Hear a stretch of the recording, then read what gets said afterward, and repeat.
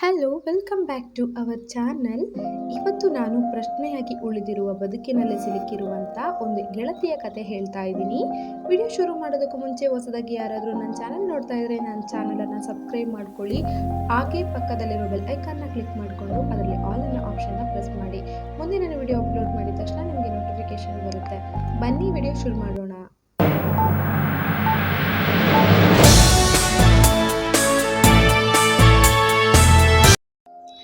ಈ ಸ್ಟೋರಿ ನಡೆದು ಆಗಲೇ 3 ವರ್ಷ ಆಗಿದೆ.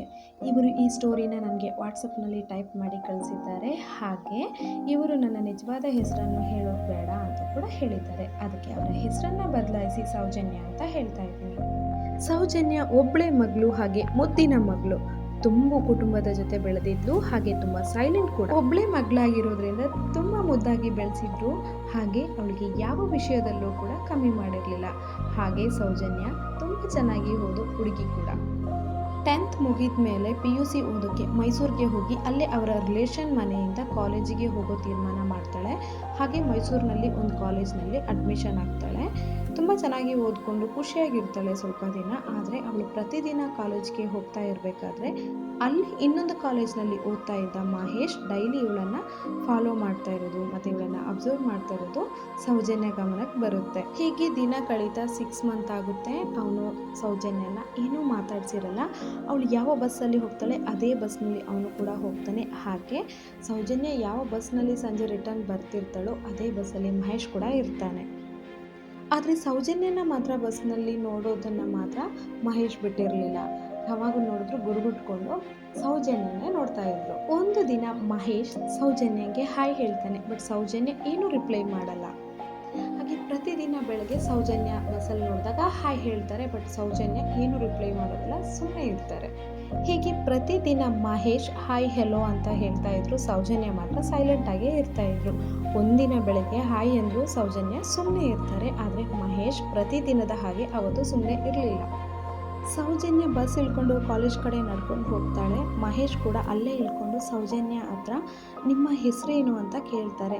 ಹಾಗೆ ನಿಮ್ಮನ್ನು ಕಂಡ್ರೆ ನನಗೆ ತುಂಬ ಇಷ್ಟ, ನೀವು ಏನೋ ಹೇಗೋ ಗೊತ್ತಿಲ್ಲ, ಬಟ್ ನಿಮ್ಮ ತಲೆ ಕೂದಲೇ ನನ್ನನ್ನು ತುಂಬ ಡಿಸ್ಟರ್ಬ್ ಮಾಡ್ತಾ ಇದೆ ಅಂತ ಸೌಜನ್ಯಂಗೆ ಹೇಳ್ತಾರೆ. ಯಾಕಂದರೆ ಸೌಜನ್ಯನ ತಲೆ ಕೂದಲು ತುಂಬ ಉದ್ದ ಇತ್ತು. ಹಾಗೆ ಮಹೇಶ್ ಅವರ ಅಮ್ಮನಿಗೂ ಕೂಡ ತುಂಬ ಉದ್ದ ಕೂದಲು ಇರೋದ್ರಿಂದ ಸೌಜನ್ಯನ ನೋಡಿದಾಗೆಲ್ಲ ಅವರ ಅಮ್ಮ ನೆನಪಾಗ್ತಾ ಇರ್ತಾರೆ. ಅಮ್ಮನನ್ನೇ ನೋಡಿದ ಹಾಗೆ ಆಗುತ್ತೆ ನಿಮ್ಮನ್ನು ನೋಡಿದರೆ.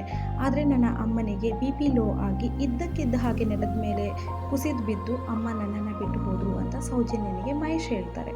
ಅದಕ್ಕೆ ಸೌಜನ್ಯ ಇದನ್ನೆಲ್ಲ ನನಗೆ ಯಾಕೆ ಹೇಳ್ತಾ ಇದ್ದೀರಾ ಅಂತ ಮಹೇಶನಿಗೆ ಸೌಜನ್ಯ ಕೇಳ್ತಾಳೆ.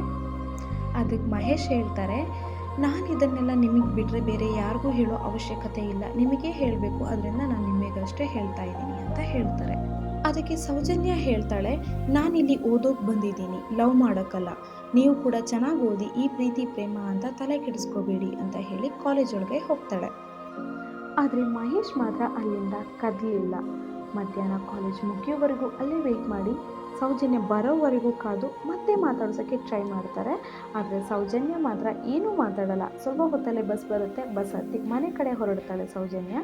ಬಸ್ ಆಗಿರೋದ್ರಿಂದ ಮಹೇಶ್ ಏನೂ ಮಾತಾಡಲ್ಲ. ಹೀಗೆ ಪ್ರತಿದಿನ ಸೌಜನ್ಯ ಕಾಲೇಜ್ ಹತ್ರ ಬಂದು ಇಳ್ಕೊಂಡು ಸೌಜನ್ಯ ಹತ್ರ ಮಾತಾಡ್ಸೋದಾಗಿರಲಿ ಅಥವಾ ಲವ್ ಮಾಡು ಅಂತ ಹೇಳೋದಾಗಿರಲಿ ಪ್ರತಿದಿನ ಇದು ನಡೀತಾನೆ ಇರುತ್ತೆ.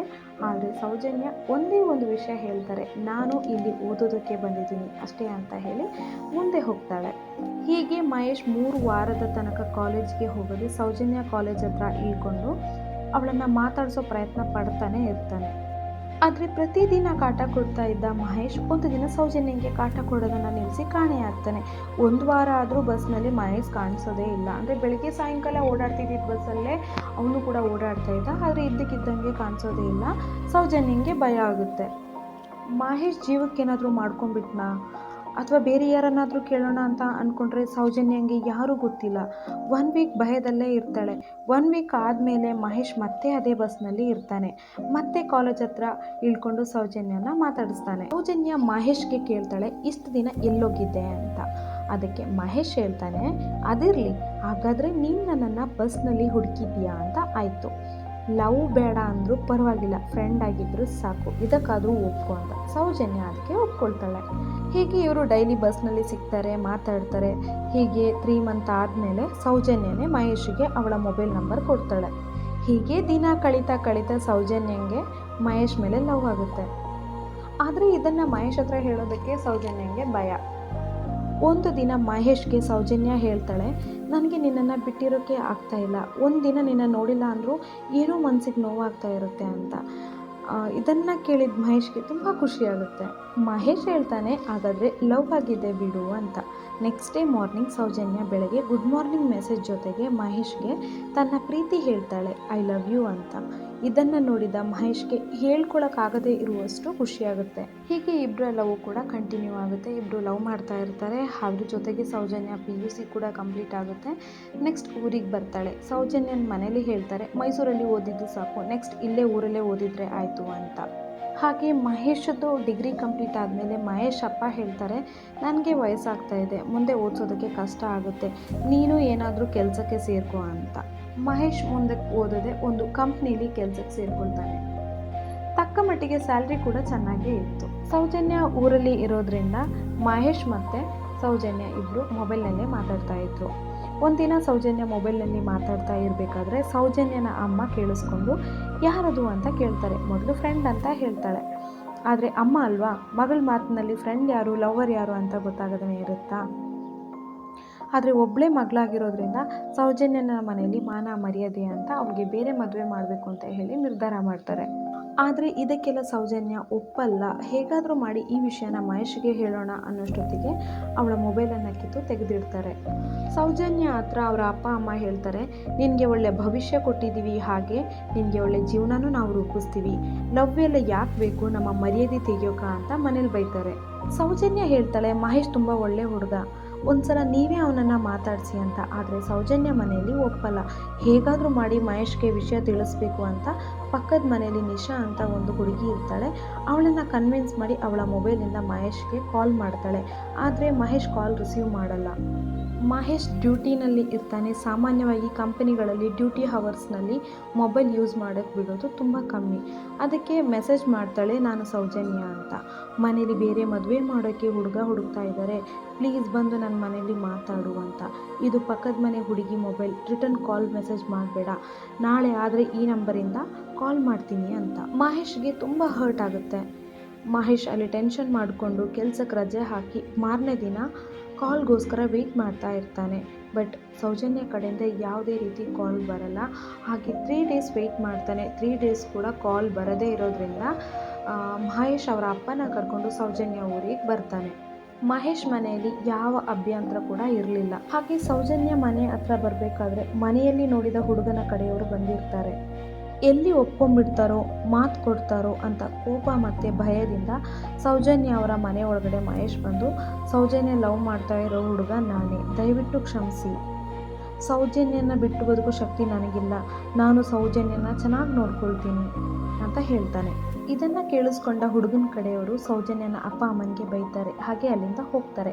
ಸೌಜನ್ಯ ಅಪ್ಪ ಅಮ್ಮ ಮಹೇಶ್ಗೆ ನಮ್ಮ ಮರ್ಯಾದೆ ತೆಗಿಯೋಕ್ಕೆ ಅಂತಾನೆ ಬಂದಿದ್ದೀಯಾ ಅಂತ ಮನೆಯಿಂದ ಆಚೆ ತಳ್ತಾರೆ. ಸೌಜನ್ಯ ಎಷ್ಟು ಹೊತ್ತು ಗೋಳಾಡಿದರೂ ಸೌಜನ್ಯನ ಫ್ಯಾಮಿಲಿ ಕೇಳಲ್ಲ.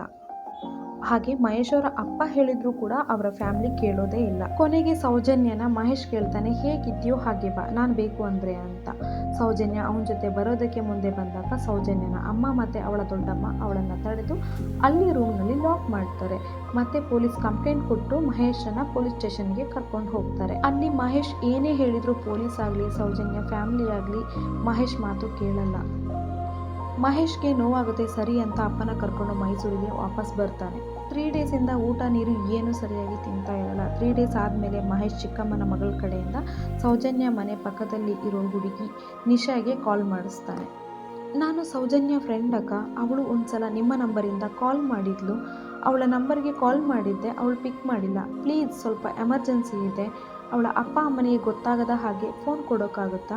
ಅವರ ಅಪ್ಪ ಅಮ್ಮ ನನಗೆ ಕಾಲ್ ಮಾಡಬಾರ್ದು ಅಂದರು, ಬಟ್ ನನ್ನ ಕ್ಲೋಸ್ ಫ್ರೆಂಡ್ ಸೌಜನ್ಯ, ನನ್ನ ಮದುವೆ ಇದೆ, ಬರೋಕ್ಕೆ ಹೇಳೋಕ್ಕೆ ಅಷ್ಟೇ ಅಂತ ಹೇಳಿದ್ಲು. ಸರಿ ನೋಡ್ತೀನಿ, ಅವಳ ಮನೆಯಲ್ಲಿ ಯಾರೂ ಇಲ್ಲ ಅಂದರೆ ಕೊಡ್ತೀನಿ ಅಂತ ಅಂದ್ಲು ನಿಶಾ. ನಿಶಾ ಸೌಜನ್ಯ ಮನೆಗೆ ಹೋಗಿ ಬಾ ನಮ್ಮನೆಗೆ ಹೋಗೋಣ ಅಂತ ಕರೀತಾಳೆ. ಹಾಗೆ ಸೌಜನ್ಯನ ಅಮ್ಮನಿಗೆ ಹೇಳ್ತಾಳೆ, ಆಂಟಿ ಸೌಜನ್ಯನ ನಮ್ಮನೆಗೆ ಕರ್ಕೊಂಡು ಹೋಗ್ತೀನಿ ಅಂತ. ಅದಕ್ಕೆ ಸೌಜನ್ಯ ಅಮ್ಮ ಸರಿ ಅಂತಾರೆ. ಹಾಗೆ ಕರ್ಕೊಂಡು ಬಂದ್ಬಿಟ್ಟು ಮಹೇಶ್ ಅವರ ಚಿಕ್ಕಮ್ಮನ ಮಗಳಿಗೆ ರಿಟರ್ನ್ ಕಾಲ್ ಮಾಡ್ತಾಳೆ. ರಿಟರ್ನ್ ಕಾಲ್ ಬಂದಾಗ ಹೇಳಿ ಅಕ್ಕ ಅಂದಾಗ ಸೌಜನ್ಯನಿಗೆ ಕೊಡ್ತೀನಿ ನೋಡು ಅಂತ ನಿಶಾ ಸೌಜನ್ಯನಿಗೆ ಮೊಬೈಲ್ ಕೊಡ್ತಾರೆ. ಈ ಕಡೆಯಿಂದ ಚಿಕ್ಕಮ್ಮನ ಮಗಳು ಅಣ್ಣ ಸೌಜನ್ಯ ಅಂತ ಹೇಳಿ ಮಹೇಶ್ ಕಡೆ ಮೊಬೈಲ್ ಕೊಡ್ತಾರೆ. ಮಹೇಶ್ ಮತ್ತು ಸೌಜನ್ಯ ಇಬ್ಬರು ಮಾತಾಡ್ತಾರೆ. ಮಹೇಶ್ ಹೇಳ್ತಾರೆ, ಮನೆ ಬಿಟ್ಟು ಬಾ, ನಿನ್ನ ಸಾಯೋವರೆಗೂ ಚೆನ್ನಾಗಿ ನೋಡ್ಕೊಳ್ತೀನಿ, ನನ್ನ ಫ್ಯಾಮಿಲಿ ನಿನ್ನನ್ನು ಚೆನ್ನಾಗಿ ನೋಡ್ಕೊಳ್ತಾರೆ ಬಾ ಅಂದಾಗ ಸೌಜನ್ಯ ಇಲ್ಲ ಆಗಲ್ಲ, ನನ್ನ ಅಪ್ಪ ಅಮ್ಮನಿಗೆ ನಾನು ಒಬ್ಬಳೇ ಮಗಳು, ನಾನು ನಿನ್ನ ಜೊತೆ ಬಂದರೆ ನನ್ನ ಫ್ಯಾಮಿಲಿನಲ್ಲಿ ಎಲ್ಲರೂ ನನ್ನ ಅಪ್ಪ ಅಮ್ಮನ ಮನಸ್ಸು ನೋಯಿಸ್ತಾರೆ ಅಂತ. ಇಷ್ಟು ದಿನ ಆಗಿದ್ದಾಯಿತು, ಇನ್ನು ಮುಂದೆ ನೀನು ನಿನ್ನ ದಾರಿ ನೋಡ್ಕೋ, ಆದರೆ ನಾನು ಹೀಗೆ ಇರ್ತೀನಿ, ನಿನ್ನ ಮರೆಯೋ ಶಕ್ತಿ ನನಗಿಲ್ಲ, ಮರೆತು ಬೇರೊಬ್ಬನ ಜೊತೆ ಬದುಕೋ ಶಕ್ತಿ ಕೂಡ ಇಲ್ಲ, ಮದುವೆಗೆ ಒತ್ತಾಯ ಮಾಡಿದರೆ ಮತ್ತೆ ಬೇರೆ ಹುಡುಗನ ನನ್ನ ನೋಡೋಕೆ ಕರ್ಕೊಂಬಂದರೆ ನಾನು ಬದುಕಿರಲ್ಲ, ಸತ್ತೋಗ್ತೀನಿ.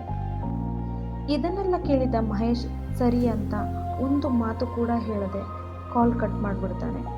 ಚಿಕ್ಕಮ್ಮನ ಮಗಳನ್ನು ಕರ್ಕೊಂಡೋಗಿ ಚಿಕ್ಕಮ್ಮನ ಮನೆಗೆ ಬಿಟ್ಟು ನಂತರ ಮಹೇಶ್ ಅಲ್ಲಿಂದ ತನ್ನ ಮನೆಗೆ ಬಂದುಬಿಟ್ಟು ಡೋರ್ ಲಾಕ್ ಮಾಡ್ಕೊಂಡ್ಬಿಟ್ಟು ಸೂಸೈಡ್ ಮಾಡ್ಕೊಂಡ್ಬಿಡ್ತಾನೆ. ಸಂಜೆ ಮಹೇಶ್ ಅವರ ಅಪ್ಪ ಬಂದು ಡೋರ್ ಬಡಿದ್ರು, ಡೋರ್ ಓಪನ್ ಆಗ್ತಾ ಇಲ್ಲ. ಎಷ್ಟೇ ಕಾಲ್ ಮಾಡಿದ್ರು ಮನೆ ಒಳಗಡೆಯಿಂದ ಮೊಬೈಲ್ ರಿಂಗ್ ಆಗೋದು ಕೇಳ್ತಾ ಇದೆ, ಬಟ್ ಮಹೇಶ್ ಡೋರ್ ಓಪನ್ ಮಾಡ್ತಾ ಇಲ್ಲ. ಅಪ್ಪಂಗೆ ಗಾಬರಿ ಭಯ ಆಗುತ್ತೆ. ಪಕ್ಕದ ಮನೆಯವರನ್ನು ಕರೆದು ದಯವಿಟ್ಟು ಡೋರ್ ತೆಗಿಯೋಕ್ಕೆ ಸಹಾಯ ಮಾಡಿ ಅಂತ ಡೋರ್ ತಳ್ಳಿದ್ರು ಓಪನ್ ಆಗ್ತಾ ಇರಲ್ಲ. ಹಾಗೆ ಮಹೇಶ್ ಫ್ರೆಂಡ್ ಮನೆ ಮೇಲೆ ಹತ್ತಿ ಅಂಚು ತೆಗೆದು ಒಳಗೆ ಇಳಿತಾನೆ. ಒಳಗೆ ಇಳಿದು ನೋಡಿದರೆ ಮಹೇಶ್ ನೇಣು ಬಿಗಿದು ಸೂಸೈಡ್ ಮಾಡ್ಕೊಂಡಿರ್ತಾನೆ. ಇದನ್ನು ನೋಡಿದ ಮಹೇಶ್ ಫ್ರೆಂಡ್ ಜೋರಾಗಿ ಕಿರ್ಚಾಡಿ ಡೋರ್ ಒಳಗಡೆಯಿಂದ ಓಪನ್ ಮಾಡಿ ಹೊರಗಡೆ ಓಡಿ ಬರ್ತಾನೆ. ಮಗನ ದೇಹ ನೋಡಿ ತಂದೆ ಕುಸಿದು ಬೀಳ್ತಾರೆ. ಮಹೇಶ್ ತಂದೆ ಪ್ರಜ್ಞೆ ತಪ್ಪಿ ಬಿದ್ದರು, ಮುಖದ ಮೇಲೆ ನೀರು ಹಚ್ಚಿದ್ರು ತಂದೆ ಎದ್ದೇಳೋದಿಲ್ಲ. ತಕ್ಷಣ ಅವರ ಸಂಬಂಧಿಕರೆಲ್ಲ ಸೇರಿಕೊಂಡು ಹಾಸ್ಪಿಟ್ಲಿಗೆ ಕರ್ಕೊಂಡು ಹೋಗ್ತಾರೆ.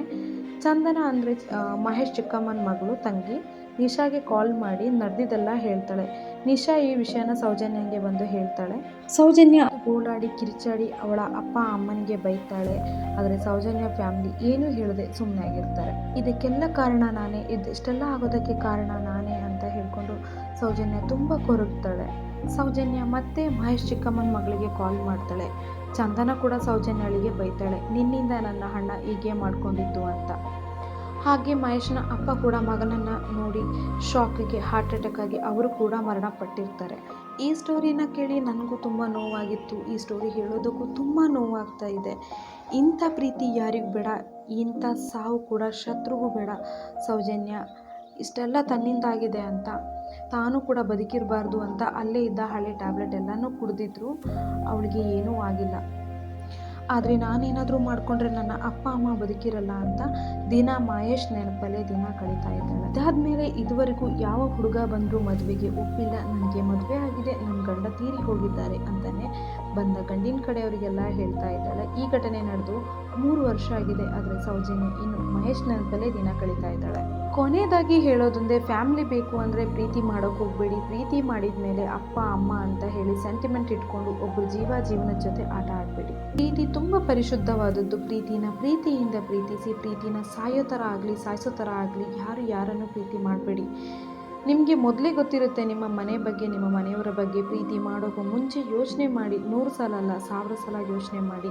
ಒಂದನ್ನು ಪಡ್ಕೊಳ್ಳೋದಕ್ಕೆ ಇನ್ನೊಂದನ್ನು ಕಳ್ಕೊಳ್ಳೇಬೇಕು. ಆ ನಿರ್ಧಾರ, ಆ ಧೈರ್ಯ ಇದ್ದರೆ ಪ್ರೀತಿ ಮಾಡಿ, ಇಲ್ಲ ಅಂದರೆ ಪ್ರೀತಿ ಮಾಡೋಕ್ಕೆ ಹೋಗಬೇಡಿ. ಅಷ್ಟು ಪವಿತ್ರವಾದ ಪ್ರೀತಿನ ಕೊನೆಗೆ ದೂಷಿಸಬೇಡಿ. ಪ್ರೀತಿ ಸರಿ ಇಲ್ಲ ಅಂತ.